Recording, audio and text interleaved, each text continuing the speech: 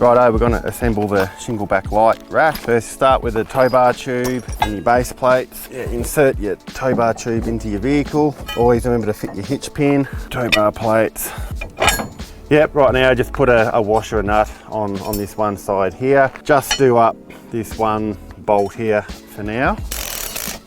So now we're just going to put the spring on the foot latch. Move the foot latch fully up like so. Hook him on there. You can just stretch it and push it on. Shouldn't be too hard. You can use pliers if you need to. Fit the centre post into the pivot box. So just line the hole up. Push the centre post pivot through like so. Now go all the way up, make it click in so it's latched in properly.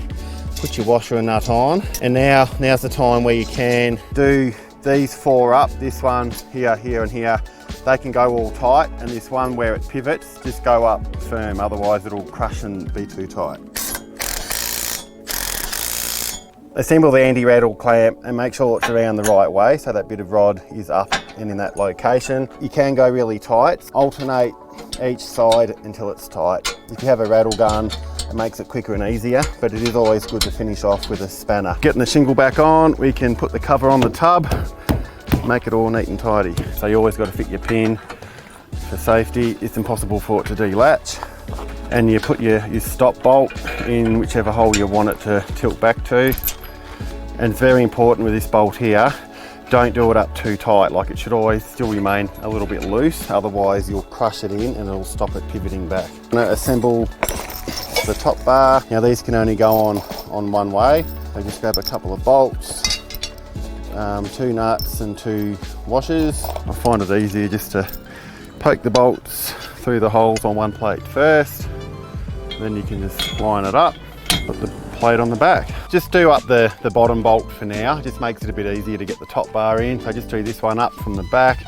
So now we're going to put the top bar on, line up the 3 holes, put the washer and nut on the back again. Just leave that one like that for now. I just find it easier because in a minute we have to tilt the whole thing up. I'll show you. So now up to the fun part, putting the cradles on. Go to your instructions and go to the page where you see the default cradle pattern, and that'll let you know where to put the bolt. So for the very end ones, you got to use the crush tube.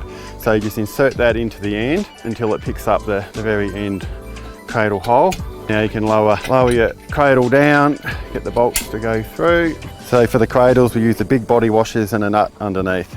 So when you do these up, it's important only just to go firm. Don't go too tight or you'll crush the tube. Checking the default cradle pattern. So we're doing a 4 at the moment. So with a 4, you can actually skip a couple of holes to give you even greater clearance. When you get up to the cradle in the middle, you'll find, doesn't matter what size rack you have, there'll be one cradle bolt, which is right in the way with the center post. When you do that, lower your cradle on, do up the bolt you can get to. Remove that bolt there and carefully allow the whole rack to pivot up like so. Don't let it crash or you could scratch your rack. And now you can get to the bolt and do it up. Right, now you can put your rack back to where it's supposed to be, insert your mount bolts. Again, it's just washer and nut on the back. Just install the crush tube into the end to pick up the end bolt. We're going to fit the final cradle. Yeah, so we're going to give this very end cradle a bit of rotation. So to do that, we're going to put the bolt in the very end hole, make sure you have a washer under the head. And on the other side, you go the second hole in, again with the washer under the head of the bolt. And that gives you more bike-to-bike clearance due to the rotation.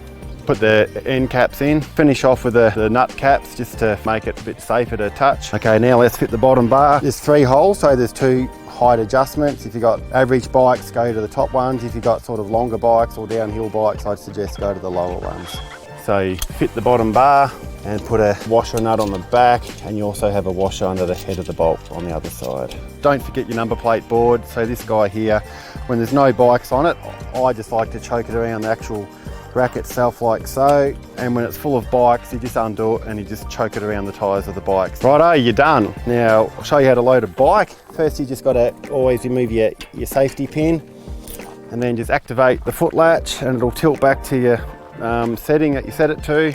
Still important to load from left to right because you can tilt it back, roll the bike in on its back wheel. You're not having to lift the weight, and then just simply roll it in and secure the bungees.